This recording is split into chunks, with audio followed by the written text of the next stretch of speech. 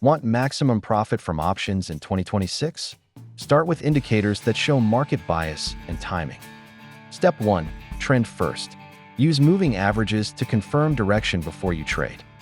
Step 2. Momentum matters. Read RSI and MACD to spot strength and early reversals. Step 3. Volatility decides size. Track implied volatility and VIX to size positions smartly. Step 4. Confirm with volume and order flow for real conviction before entry. Quick recap: trend, momentum, volatility, confirmation, the indicator stack you must master. Choose the right strategy. Directional markets call for vertical spreads to limit risk and amplify edge. Range-bound. Sell iron condors with tight hedges and collect premium while managing risk. Entry signal combo. Moving average crossover plus RSI below 40 for bullish setups. Inverse for shorts. Risk rules.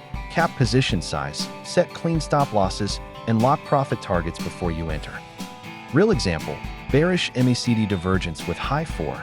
We pick a bear, put spread, and size down for safety. Ready to trade like a pro? Join our live webinar or download the 2026 Strategy Guide to get tested setups and templates.